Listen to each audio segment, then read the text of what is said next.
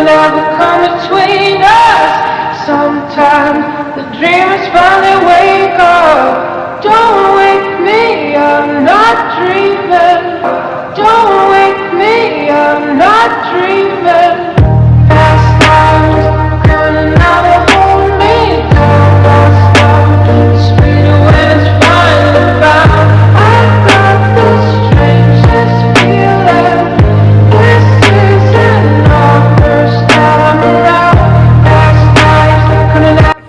Hai, nama saya Muhammad Nabil Aiman bin Muhammad Ghaffur.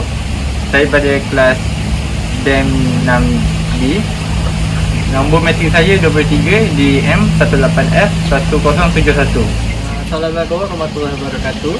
Nama saya Muhammad Fahmi bin Muhammad Noor. Nombor matrik 23 di M18F1075. Daripada kelas 6 di M6B. Hai, Assalamualaikum. Saya Muhammad Afiq bin Azlan dari kelas DEM 6D. Nombor matrik 23 DEM 181047. Assalamualaikum warahmatullahi wabarakatuh. Saya Muhammad Aziz Faiz bin Nur Aziz, 23 nombor matrik 23 DEM 18F1066, kelas DEM 6B.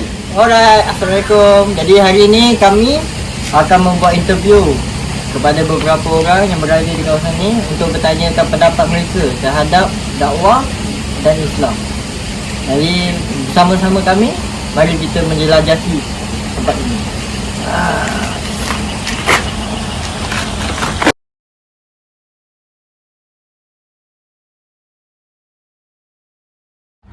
Nama akak?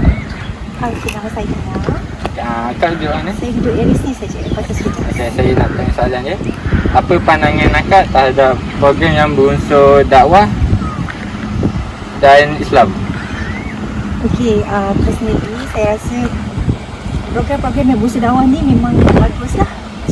Sebab dari program-program macam ni kita boleh tambah kita punya pengetahuan. Kita boleh tahu tentang hal-hal semasa yang ada kaitan dengan agama juga. Dan kalau dan kita juga patut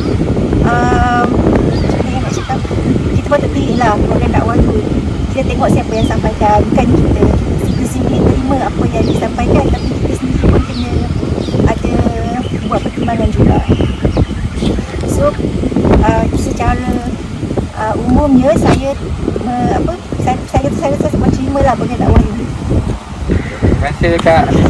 Korang umur nama siapa? Aina. Okey, umur berapa? 18. Dua area sini Okey, apa pendapat korang tentang terhadap program yang berunsurkan dakwah dan Islam? Pendapat saya tentang program yang berunsurkan dakwah Islam perkara yang baiklah, sebab Malaysia negara Islam. Jadi masyarakat Islam kat Malaysia ni kadang-kadang ada yang tak dibesarkan dalam keadaan family yang kuat pegangan agama. Jadi bila adanya program-program macam ni, sebenarnya dia boleh meningkatkan taraf pemikiran orang-orang Islam. So, boleh kuatkan lagi pegangan mereka yang pada asalnya bukannya lahir daripada keluarga yang mendidik mereka tentang agama Islam. Ada pendapat tambahan ke? Tak ada. Tak ada. Okey. Assalamualaikum Abid. Ya. Nama baca apa je? Haji Razali bin Ali, Umur berapa je? 50. Jadi hari ini saya nak bertanya satu soalan mengenai Islam Abid. Okey. Macam mana pendapat Pakcik tentang penerimaan masyarakat terhadap program yang berunsurkan dakwah dan Islam? Dia sebenarnya kerja dakwah ni semua kerja orang Islam, kan? Kuntum khairul ummati khurrijal linnas ta'muruna bil ma'ruf wa tanhauna 'anil munkar, kan? Semulia-mulianya, kan, manusia yang diciptakan oleh Allah SWT adalah manusia, dan sebaik-baik umat. Jadi perantaraan umat ni dia kena buat bukan setakat dakwah orang, dia kena buat kerja dakwah, kan? Bukan dia nak terima dakwah, dia kena buat kerja dakwah. Sebab apa? Kita umat akhir zaman ni, umat Nabi Muhammad SAW. Nabi dah wafat, khataman Nabi, kan? Tak ada Nabi lagi, kan? Yang ada adalah umat. Jadi kerja dakwah ni perintah Allah SWT, kan? Sebab Allah SWT bagi tahu dalam Quran, ayat kuntum khairul ummati kullu jalinas ta'muruna bil ma'ruf wa tanhauna 'anil munkar. Kan manusia mencegah daripada fahsyat dan munkar, kan. Lain buat dakwah, bawa orang, bawa umat kepada Allah, kan.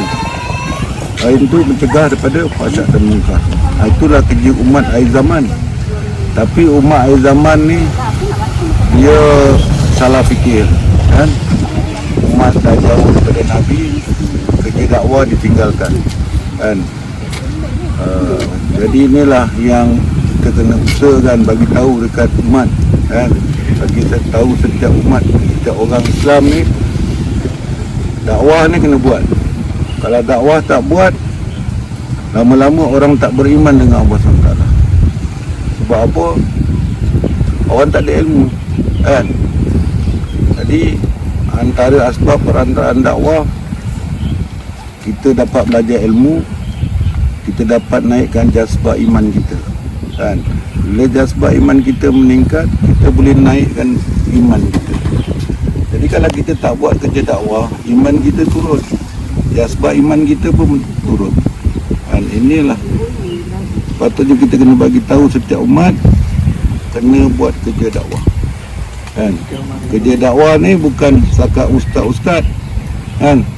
Kerja dakwah ni setiap umat Islam, setiap umat Islam, bukan fardu kifayah, kan. Orang lain buat, kita tak payah, kan. Tapi ini tuntutan daripada Allah SWT, kan. Nabi bagi tahu dalam ayat lagi apa? Baluni wala ayat, sampaikan oleh kamu walaupun satu ayat, kan. Jadi kita nak kena jumpa setiap orang, kita kena bagi tahu dia, kan. Hari-hari kita kena cakap kebesaran Allah, kan. Kan, kita kena melihat kebesaran Allah, cakap kebesaran Allah, mendengar kebesaran Allah. Hari-hari kita kena cakap supaya iman kita meningkat. Hari ini kita bangun pagi aja kita cakap duit tu besar, kan. Kereta tu besar, perniagaan tu besar, kan. Kita tinggalkan apa yang kita lihat, apa yang kita dengar, apa yang kita fikir, kita tinggalkan. Apa dia? Kebesaran Allah. Kita dia tak ada apa, la haula wala quwwata illa billah, kan. Tanpa daya upaya kita pun, kan. Jadi inilah kita kena usahakan, kan, supaya orang boleh terima dakwah, kan. Dakwah mak akhir zaman ni kita kena buat dakwah, setiap umat kena buat dakwah, kan. Baru bila setiap umat, kan, boleh mengucap kalimah la ilaha illallah, lambatlah kiamat, kan. Tapi sampai satu masa nanti, akhir bayi yang akhir sekali dalam dunia ni, sampai tak mengucap la ilaha illallah, kiamat dah, kan. Itulah kita kena usahakan, kan. Kita kena bagi tahu orang, bukan sekadar orang Islam dia kena kuatkan iman.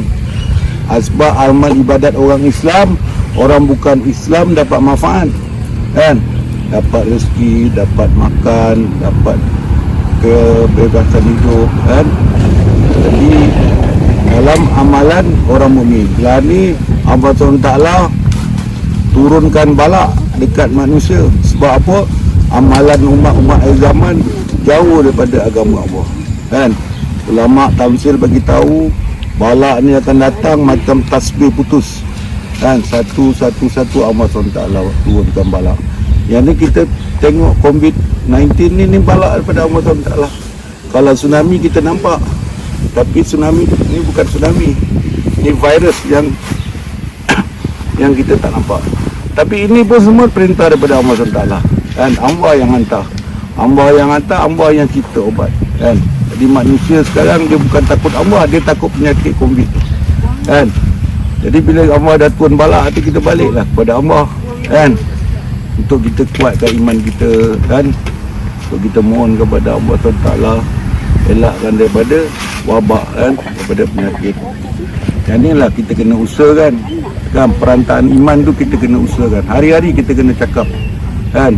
Kita kena nafikan, kan. Kena nafikan la ilaha illallah, kan. Ha tu kita kena nafikan. Tak ada yang berkuasa dekat muka bumi ni selain daripada Allah, kan. Lain semuanya makhluk daripada Allah, kan. Inilah kita kena usaha. Hari-hari kita kena usaha, bukan cakap saya, adik-adik pun kena usaha, kena bawa Dia bagi tahu kat orang, bagi tahu kat kawan-kawan, bawa mereka kepada Allah SWT. Kan? Itulah perintah yang paling utama sekali, kan? Untuk kita jangan mensyirikkan kepada Allah SWT. Bila kita tak mensyirikkan SWT, kita ada kekuatan iman. Kan? Yang keduanya, kita kena amalkan sunnah Rasulullah SAW. Kan? Umat akhir zaman ni jauh daripada sunnah Rasulullah. Kan? Kita kena buang bidah. Kan? Kita kena amalkan kehidupan sunnah Rasulullah SAW.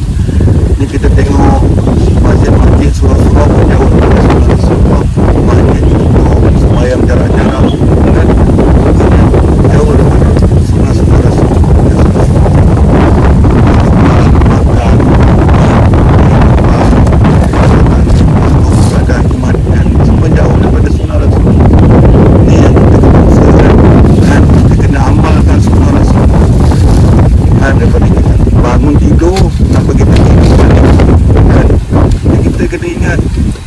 Bukan cakap kita kena amalkan, kita kena selawat hayai, kan? Umat yang paling terbaik, kan? Pemimpin yang paling terbaik, guru paling terbaik, bapa yang paling terbaik, Nabi Muhammad, kan? Umat yang apa? Mulia, kan? Nabi dicipta daripada Nur Muhammad, kan? Dia bukan daripada roh, Nur Muhammad, kan? Itu sebab kalau kita tengok sarirah Rasulullah ni, dia berbeza. Kan, Nabi dia tak ada bayang. Dia berjalan semua dengan awan melindungi dia. Dia bercakap semua dengan perintah Allah. Kan. Jadi inilah kita kena usahakan hidupkan amalan-amalan sunnah Rasulullah. Dan yang mana kita dah jauh daripada sunnah Rasulullah, kita kena balik-balik amalkan sunnah Rasulullah. Kita kena amalkan kat rumah, kan, hidupkan majlis taklim, majlis ilmu, kan, masjid-masjid hidupkan taklim pada hikmat. Macam mana masjid di Madinah hidup 24 jam amalan, kan, firasa malam, amalan 24 jam hidup. Dan ni kita tengok selepas kat masjid-masjid di Malaysia, selepas semayang aja dah tutup masjid dah, kan, belum lagi buat amalan sunat lagi, dah tutup masjid dah. Jadi dia tak ikut amalan yang dibuat oleh seperti mana Nabi buat. Macam mana Masjid Nabawi buat, kan? Masjid Nabawi amalan hidup 24 jam, kan? Jadi inilah kita kena amalkan supaya kita nak hindarkan bala daripada Allah SWT. Kita kena amalkan Rasulullah, kan? Kita tak boleh menidak, kan? Inilah kita kena usaha, kan? Ini kita kena usahakan. Itu aja dah, insyaAllah. Kali sambung, insyaAllah. Dah. Jadi pada kesimpulannya, dakwah ni di dalam Islam adalah bukan setakat menerima, dan dia juga memberi. Kayaknya dakwah ni adalah tanggungjawab semua umat Islam. Dia bukan sekadar keluar daripada satu pihak. Dia dakwah ni lebih kepada berkongsian ilmu. Dan kita sama-sama umat Islam adalah bertanggungjawab untuk berkongsi ilmu sendiri.